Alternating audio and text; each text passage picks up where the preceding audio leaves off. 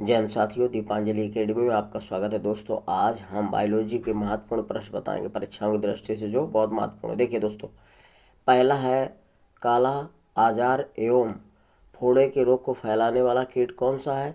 Sand फैलाई है। कौन सा है? सैंड फैलाई। अगला है, कौन सी जोड़ी सही है?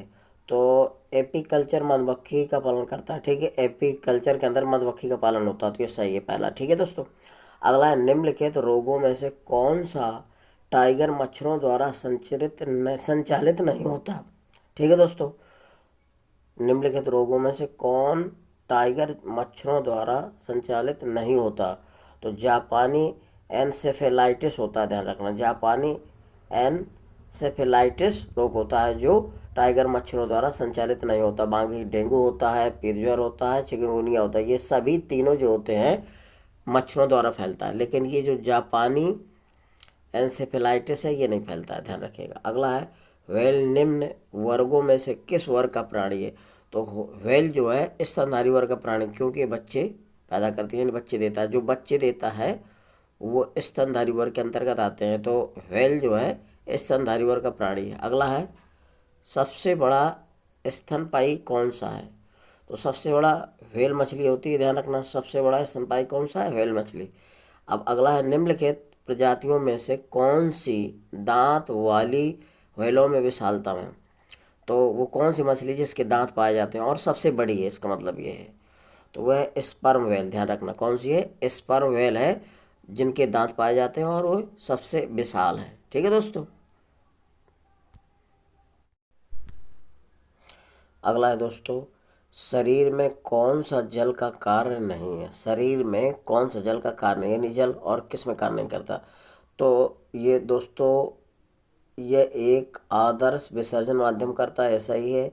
स्वयं जल में चक्रीय गति होती है, ये भी सही है। जल स्वयं एक मेटाबॉलिक पदार्थ का कार्य करता है, विकार सही करता है। लेकिन दोस्तों, जल अम्ल क्षार संतुलन में निष्क्रिय भूमिका का निर्वाह करता है, ये गलत है दोस्तों। ये शरीर में अम्ल क्षार को बैलेंस नहीं रखता। ठीक है दोस्तों, ध्यान रखना। अगला है, प्रोटीन के निर्माण में किस तत्व की आवश्यकता होती है? तो प्रोटीन के निर्माण के लिए नाइट्रोजन आवश्यकता होता है, ध्यान रखना। प्रोटीन बनाने के लिए हमें नाइट्रोजन तत्व की आवश्यकता होती है, क्योंकि प्रोटीन एक अमीनो अम्ल होता है। ठीक है, अगला है, हीमोग्लोबिन तथा साइटोक्रोम का घटक है। तो हीमोग्लोबिन तथा साइटोक्रोम का घटक होता है आयरन, ध्यान रखिएगा।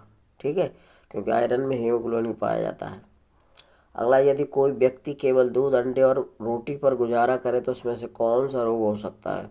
दोस्तों, अब वो तो विटामिन नहीं पाए जाएगा, रतौंधी नहीं होगा, वेरी वेरी नहीं होगा, क्योंकि अंडे में B1 पाया जाता है, रेकेटस नहीं होगा। ठीक है, तो उसको दोस्तों स्कर्वी रोग हो जाएगा। कौन सा? विकल्प डी सही हो जाएगा। स्कर्वी क्यों होगा? क्योंकि जब विटामिन नहीं मिलेंगे, विटामिन सी नहीं मिलेगा, क्योंकि विटामिन सी खट्टे रसीले फलों में पाया जाता है।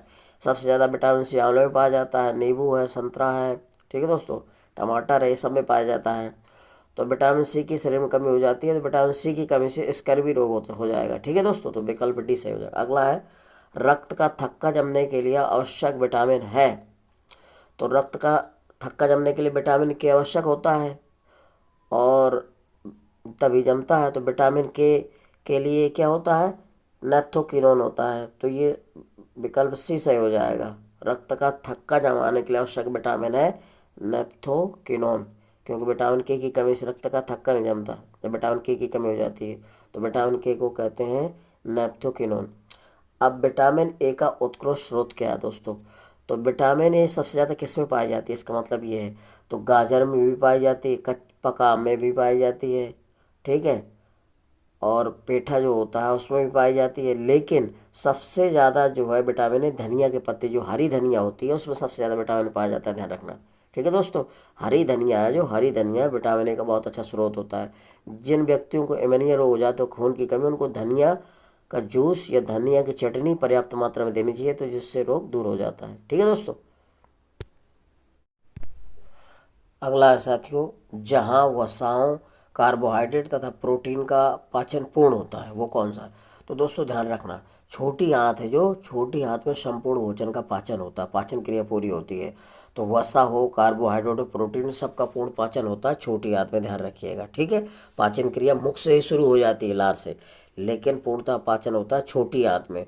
फिर छोटी आंत से बड़ी आंत में पहुंचता है। जो पोषक तत्व तो कुछ खनिज लवण पानी वगैरह कुछ बचता है तो वो बड़ी आंत अवशोषित कर लेते हैं, लेकिन सभी चीज़ों का पूर्ण पाचन होता है छोटी आंत में, ध्यान रखिएगा। अगला है पचे हुए पोषक पदार्थों का अवशोषण मुख्यतः कहाँ होता है, तो छोटी आंत में होता है, ध्यान रखना। पचे हुए पोषक पदार्थों का अवशोषण कहाँ होता है, छोटी आंत में। अब कौन सा पदार्थ पाचन एंजाइम नहीं होता, तो दोस्तों ध्यान रखना, ये एंटीरोगेस्ट्रॉन पाचन एंजाइम नहीं होता। बाकी तुम्हारा ये तीनों एंजाइम है, जो ट्रिप्सिन है, एमाइलेज है, ये सभी क्या होते हैं, एंजाइम होते हैं, लेकिन एंटीगैस्ट्रॉन ये पाचन एंजाइम नहीं होता। अगला है निम्न में से कौन सा पदार्थ एंजाइम नहीं होता, तो दोस्तों माल्टोज एंजाइम नहीं होता है। एमाइलेज होता है, सेक्रेज होता है, यूरेज होता है, लेकिन माल्टोज एंजाइम नहीं होता, ध्यान रखना, ठीक है। अगला है आमाशय श्रवण का अवरोधन करने वाला पदार्थ है, तो दोस्तों ध्यान रखिएगा, ये कौन सा है, तो ये है हमारा एस्ट्रोगेस्ट्रॉन, ध्यान रखिएगा, विकल्प सी सही हो जाएगा। अगला है निम्न में से कौन सा पदार्थ प्लाज्मा प्रोटीन नहीं है, तो प्लाज्मा प्रोटीन कौन नहीं है, हेरेपिन होता है। ये खून को जमने से रोकता है, जो हेरेपिन का काम होता है खून को जमने नहीं देता। तो निम्न में से कौन सा पदार्थ प्लाज्मा प्रोटीन नहीं है, तो हेरेपिन, ध्यान रखना, ठीक है दोस्तों। अगला है साथियों, पढ़ने में काम आने वाले ग्लाइसिस किस प्रकार के लेंस से बनते हैं, तो पढ़ने में काम आने वाले ग्लाइसिस किस प्रकार के लेंस से बनते हैं, तो दोस्तों जो पढ़ने वाले लेंस होते हैं बनाए जाते हैं वो उत्तल लेंस से बनाए जाते हैं, ध्यान रखना, ठीक है। उत्तल लेंस से पढ़ने वाले लेंस बनाए जाते हैं। जो ग्लाइसिस बनता है यानी कि कांच के जो शीशे होते हैं उनसे उत्तल लेंस के बनते हैं, आँखों वाले चश्मे, ध्यान रखना, ठीक है, पढ़ने वाले। अगला है कुल आंतरिक परावर्तन होता है जब प्रकाश हीरे से कांच में प्रवेश करता है, ध्यान रखना। कुल आंतरिक परिवर्तन तभी होता है दोस्तों जब हीरे से कांच में प्रकाश प्रवेश करता है, ठीक है।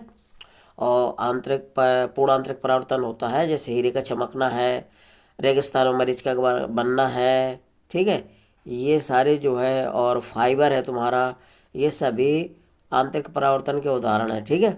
अगला है ध्वनि के पुनरुत्पादन के लिए एक CD compact disc audio player में प्रयुक्त होता है क्या, तो दोस्तों जो कंपैक्ट यानी सीडी है और ऑडियो प्लेयर है, इसमें हमेशा लेसर बीम, ठीक है, लेसर बीम का प्रयोग किया जाता है। ये लेजर बीम लिखा रहता है, लेसर बीम होती बनती, उसका प्रयोग किया जाता है एक सीडी और ऑडियो प्लेयर में, किसका, लेसर बीम का।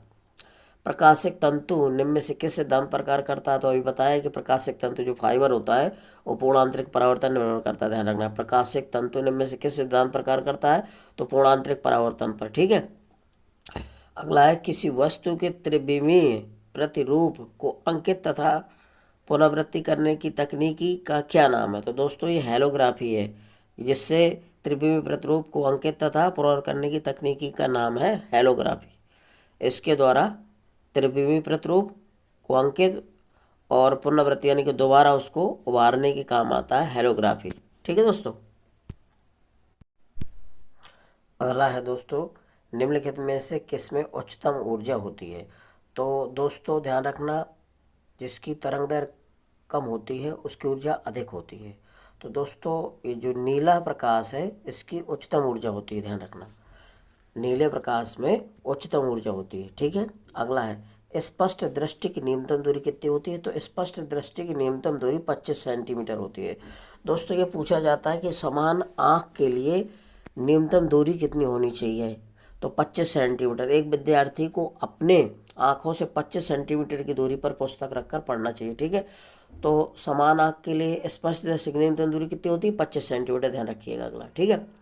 अगला है आकाश नीला लगता है क्योंकि, इसलिए लगता है क्योंकि दोस्तों लघु तरंग दीर्घ तरंग दैर्घ्य की अपेक्षा वायुमंडल द्वारा अधिक प्रकीर्णित होती है, ध्यान रखना। जो लघु तरंग है वो दीर्घ तरंगों के अपेक्षा, यानी जो लघु तरंगे हैं वो दीर्घ तरंगों की अपेक्षा वायुमंडल द्वारा अधिक प्रकीर्णित हो जाती हैं। ऐसा प्रकीर्णन के कारण होता है। पूछा जाता है आकाश का रंग नीला क्यों होता है, तो इस प्रकाश के प्रकीर्णन के कारण होता है। ठीक है, अगला है अस्त होते समय सूर्य लाल दिखाई देता क्यों, तो इसका भी कारण है। अस्त उगते और डूबते समय लाल क्यों दिखाई देता है, ऐसा पूछा जाता है कि सब सूर्य उगता है तब भी लाल होता है, जब डूबता है तब भी लाल होता है, तो ये प्रकाश के प्रकीर्णन के कारण ऐसा होता है। ठीक है, प्रकाश के प्रकीर्णन के कारण होता है, यानी कि बी विकल्प से हो जाएगा। अगला है उचित रीति से काटे हीरे की असाधारण चमक का आधारभूत कारण क्या है, तो दोस्तों ये ध्यान रखने के, उसका अति उच्च अपवर्तनांक सूचकांक होता है। उसका अति उच्च अपवर्तनांक सूचकांक के कारण ऐसा होता है, ध्यान रखना। ठीक है दोस्तों, अगला साथियों कह रहा टेलीविजन संकेतक समानता एक दूरी के आगे प्राप्त नहीं होते कारण क्या है, तो ऐसा दोस्तों पृथ्वी की वक्रता के कारण होता है। ठीक है, पृथ्वी की वक्रता के कारण आगे प्राप्त नहीं होता, ध्यान रखना। टेलीविजन संकेतक समानता एक दूरी के आगे प्राप्त नहीं होता, उसकी रेंज लिमिट होती है, पृथ्वी की वक्रता के कारण ऐसा होता है। दूरदर्शन प्रसारण में श्रव्य संकेतों को प्रसारण करने के लिए प्रयुक्त तकनीकी है, तो आवृत्ति मॉडुलन है, ध्यान रखना। आवृत्ति मॉडुलन के कारण ऐसा होता है। ठीक है, श्रव्य संकेतों का प्रसारण करने के लिए प्रयुक्त तकनीकी कौन सी, आवृत्ति मॉडुलन। धूप के चश्मे की पावर कितनी होती है, तो 0 डायोप्टर होती है। जो धूप वाले चश्मे बनाए जाते हैं उनकी क्षमता कितनी होती है, 0 डायोप्टर। ये लेंस की क्षमता का मात्रक होता है डायोप्टर, ध्यान रखना। लेंस की क्षमता का मात्रक क्या होता है, डायोप्टर। तो धूप के चश्मे की पावर कितनी है, 0 डायोप्टर होती है, ध्यान रखना। प्रसारी विश्व की संकल्पना आधारित है, तो ये डॉपलर प्रभाव पर आधारित है, ध्यान रखना। प्रसारी विश्व की संकल्पना आधारित है किस पर, डॉपलर प्रभाव पर। सबसे कम वेवलेंथ यानी कि तरंग दैर्घ्य वाला प्रकाश कौन होता है, तो दोस्तों सबसे कम तरंग दैर्घ्य वाला प्रकाश होता है बैगनी प्रकाश। ठीक है, सबसे ज़्यादा तरंग दैर्घ्य होती है लाल रंग की, तो सबसे कम वेव लेंथ यानी कि तरंग दैर्घ्य वाला प्रकाश कौन होता है, बैगनी रंग में सबसे कम तरंग दैर्घ्य होती है, लाल प्रकाश में तरंग दैर्घ्य सबसे अधिक होती है। ठीक है, ये बैगनी रंग का अपवर्तनांक सबसे अधिक होता है, ध्यान रखना। ठीक है दोस्तों, अगला साथियों निकट दृष्टि दोष दूर करने के लिए निम्नलिखित में से कौन सा लेंस उपयोग में लाया जाता है, तो निकट दृष्टि दोष जिन मनुष्यों में होता है दोस्तों उनको अवतल लेंस बना चश्मा प्रयुक्त किया जाता है, ध्यान रखना। निकट दृष्टि दोष दूर करने के लिए अवतल लेंस का प्रयोग किया जाता है, तो अवतल लेंस को कहते हैं नतोदर कॉनकेव लेंस, ध्यान रखना। अवतल लेंस को क्या बोलते हैं, नतोदर, ये कॉनकेव, तो दूसरा विकल्प सही हो जाता है, ध्यान रखना। निकट दृष्टि दोष को दूर करने के लिए हमेशा अवतल लेंस के बने चश्मे प्रयोग किए जाते हैं, ध्यान रखना। अवतल लेंस, ठीक है, निकट दृष्टि। और दूरदृष्टि के लिए क्या करता है, उत्तल लेंस का प्रयोग किया जाता है। जिन व्यक्तियों को दूरदृष्टि का दोष होता है उनको उत्तल लेंस के बने चश्मे प्रयोग किए जाते हैं, ध्यान रखना, उत्तल लेंस। ठीक, अगला है फोटोग्राफिक प्लेट को विकसित करने में किसका प्रयोग किया जाता है, तो दोस्तों सोडियम थायोसल्फेट एक उपचार की भांति उपयोग में होता है, क्योंकि फोटोग्राफी में सोडियम थायोसल्फेट का प्रयोग किया जाता है। तो फोटोग्राफी प्लेट को विकसित करने में सोडियम थायोसल्फेट एक उपचार की भांति कार्य करता है, तो पहला विकल्प सही हो जाएगा। अगला है निम्नलिखित में से किस रंग का सबसे लंबा तरंग दैर्घ्य, कहने का मतलब है किसकी तरंग दैर्घ्य सबसे अधिक होती है, ये पूछ रहा है। रंग का सबसे लंबा तरंग दैर्घ्य क्या, लंबा कह दिया है यानी कि भ्रमित करने के लिए इसको, तो ध्यान रखना सबसे ज़्यादा तरंग दैर्घ्य होती है लाल रंग की और सबसे कम होती है बैगनी रंग की। तो किस रंग का सबसे लंबा तरंग दैर्घ्य है, तो लाल रंग का, ध्यान रखिएगा। लाल रंग की तरंग दैर्घ्य सबसे अधिक और बैगनी रंग की सबसे कम होती है। ठीक है,